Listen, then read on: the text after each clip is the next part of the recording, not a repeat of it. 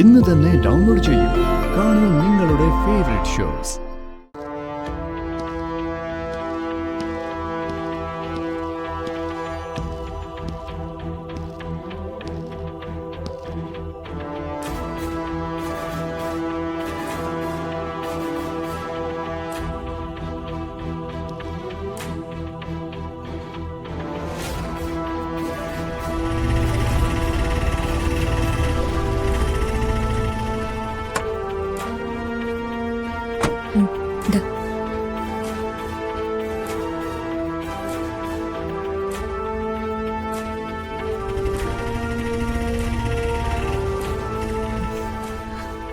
എന്തുമോൾ ഇവിടെ വരാൻ പറഞ്ഞത്?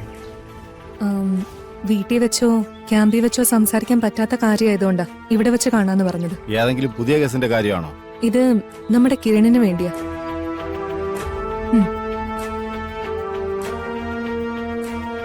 ദേ, ഈ മോതിരം കണ്ടോ? ആ, ഇത് കിരണിന്റെ അമ്മയുടെ ഫോട്ടോയാ. ഈ കൈ കിരണിന്റെ അച്ഛന്റെ ആയിരിക്കും. ഈ മോതിരം നമുക്കൊരു ക്ലൂ ആണ്. പക്ഷേ ഇതേ രീതിയിൽ ഒരുപാട് മോതിരങ്ങൾ ഉണ്ടാവാൻ സാധ്യതയുണ്ട്. കുട്ടേട്ടൻ ഈ മോതിരത്തിന്റെ ഫോട്ടോ ജ്വല്ലറി വർക്ക്സ് ചെയ്യുന്നവരെ കാണിച്ച് ഇതിന്റെ ഡീറ്റെയിൽസ് അറിയണം. ശരി. ഈ മോതിരം ഉണ്ടാക്കിയ ആളെ കിട്ടിയ അതൊരു വലിയ വിജയമായിരിക്കും. പക്ഷേ അതിന് സാധ്യത കുറവാ.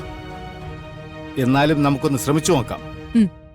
പിന്നെ അവരോട് ചേട്ടൻ അന്വേഷിക്കേണ്ടത് ഇതുപോലെ ഒരുപാട് മോതിരങ്ങൾ സാധാരണയായി ഉണ്ടോ എന്നും ഇത്തരം മോതിരങ്ങൾ പ്രത്യേകമായി തയ്യാറാക്കുന്ന ആരെങ്കിലും ഉണ്ടോ എന്നോ. അത് ഞാൻ തിരക്കിട്ട് പറയാം. നമ്മളിത് അന്വേഷിക്കുന്ന കാര്യം തൽക്കാലം കിരൺ പോലും അറിയരുത്. ഓ, ശരി ശരി. എന്നാ ഞാനിത് കുട്ടേട്ടന്റെ ഫോണിലേക്ക് സെൻഡ് ചെയ്തേക്കാം.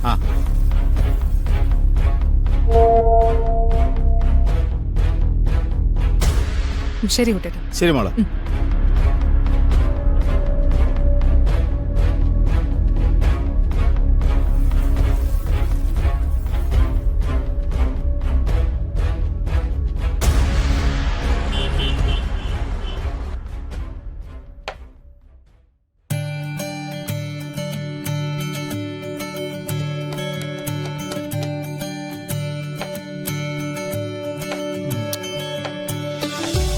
ഒരുപാട് നാളായിട്ട് ഞാൻ സ്വപ്നം കാണുന്ന ആ വിഷ്വൽസ് എടുക്കാൻ അത് ഇന്ന് സാധിച്ചു. ആ ക്യാമറ കിട്ടി എന്തായാലും ഭാഗ്യമായി പോയി.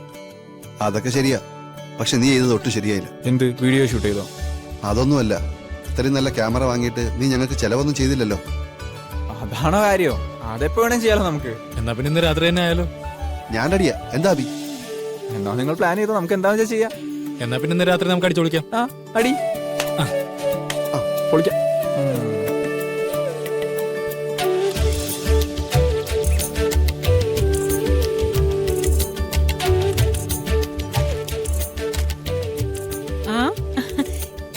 എന്റെ മോളുടെ ഹസ്ബൻഡ് എല്ലാ കാര്യങ്ങളും നോക്കുന്നേ.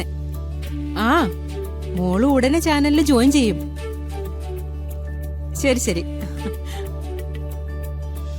ഓ, ഗൗതം ദേവിന്റെ വാർത്ത ടിവിയിൽ വന്നത് മുതല് ഓരോരുത്തർ മാറി മാറി വിളിക്കുന്നതാ. രാവിലെ മുതൽ ഫോണിന് റെസ്റ്റ് ഇല്ല. ആഹാ, അതിന് നിന്നെന്തിനാ വസുമതി വിളിക്കുന്നേ? നീയാണോ ഗൗതം ദേവിന്റെ പിയെ? അതല്ല, വാർത്ത കൊടുത്തതാരാ? ഇന്ദിര ടിവിക്കാരാ. ഇന്ദിര ടിവി ആരുടെയാ? ഇനി എന്റെ മോളും അതിലൊരു അവകാശിയാ. ആ ബോധം ഉള്ളത് കൊണ്ടാ ആൾക്കാരെന്നെ വിളിക്കുന്നത്.